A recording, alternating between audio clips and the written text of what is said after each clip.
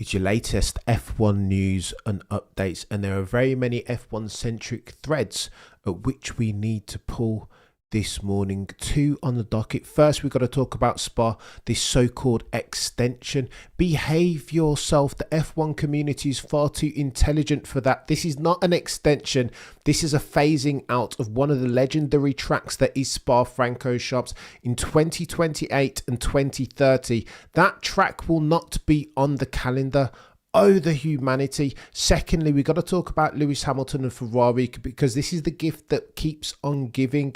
Story coming out from Italy, motorsport.com, that Ferrari in their Project 677, this year's iteration of car, that they've managed to somehow unlock the pace that was so lacking in Lewis Hamilton's performance as at 2024. Let's talk about Spa-Francorchamps first, because the F1 community is outraged. Now, I am outraged. What are they doing, ladies and gentlemen? Yeah, it's all very well and good to add a cheeky Las Vegas or a Saudi Arabian Grand Prix. Diversification is key.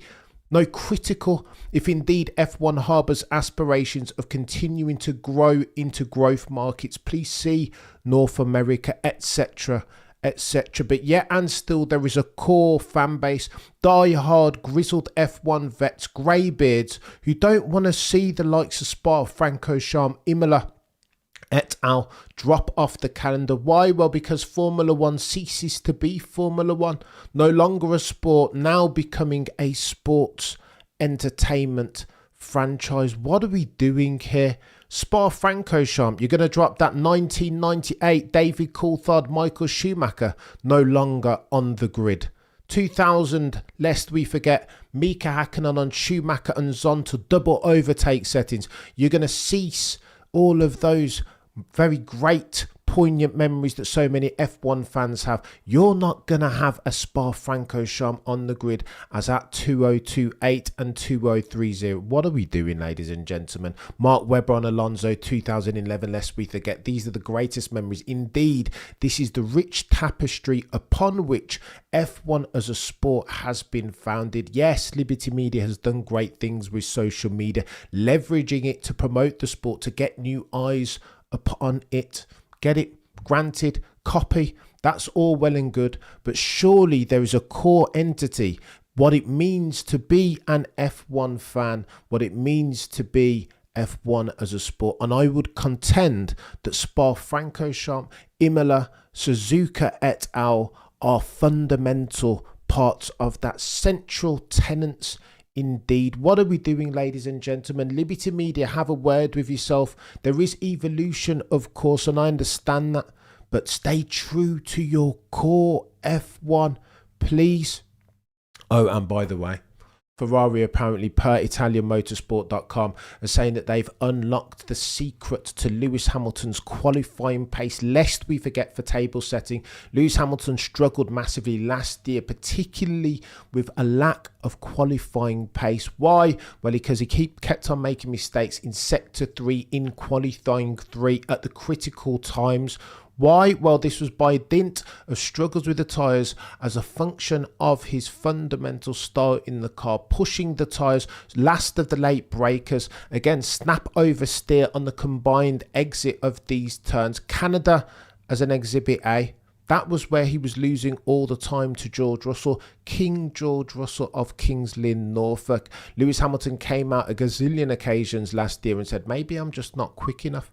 I'm not going to out-qualify George between now and the end of the season. Maybe something's happening with my tyre pressures, tyre temps. I don't know what's going on.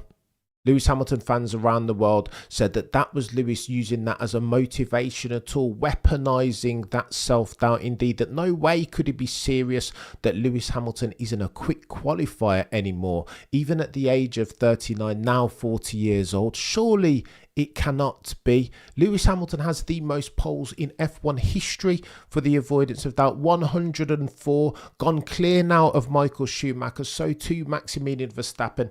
It would be disingenuous, therefore, to argue that there is no explain to this sudden pace or lack thereof. Well, Ferrari think they've nailed it. they're adjusting the car in the real time. Project 677, the iteration of car for 2025, as they're calling it, will be different. They are changing it in real time. Now, Fred Vasseur said that they're not going to bend the knee necessarily to Sir Lewis Hamilton, that this won't be a team in Scuderia that will be carved in his image, that they're going to stick to their tried and tested methodology, their modus operandi, but with tinkers.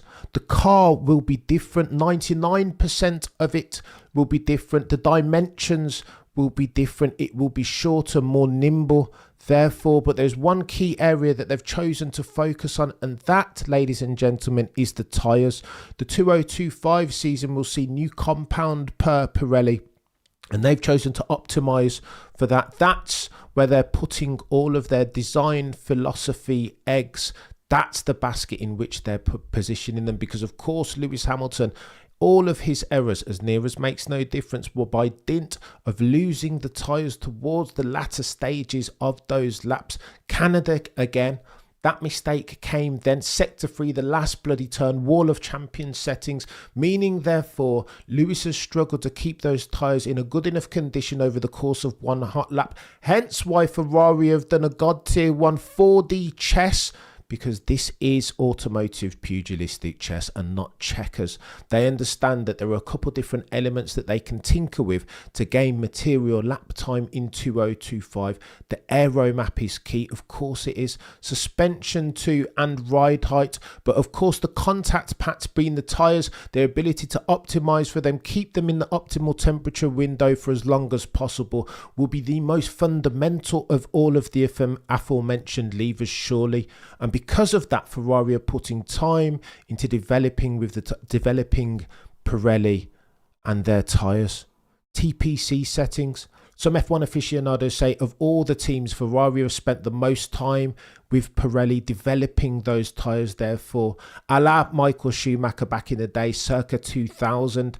Get all the time that you can, putting in due diligence with the manufacturer of the tyres. So too, they've hired Loic Serra, and we know this, formerly Mercedes man.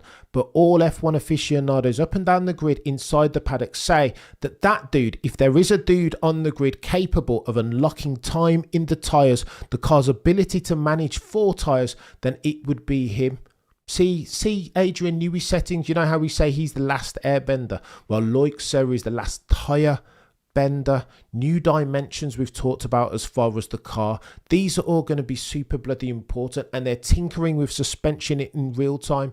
Lest we forget, a couple of years ago, even Scuderia, they were the team who had the speed in absolute terms in quali, but then it somehow went away in race. Now this year it's flip reverse, right? Super quick in the race, but not so quick necessarily in terms of qualifying pace. This year, however, they need to dial that up, and they will do it by dint of their due diligence invested in those tyres. Suspension settings too. They will be tinkering with the fronts with a view to mitigate for what loses so many of these teams lap time in this current spec of ground effect car. That is understeer on low minimum speed turns. Please see as your exhibit A, a RASCAS per se. And that, ladies and gentlemen, in a nutshell, is all of what Lewis Hamilton has been struggling with.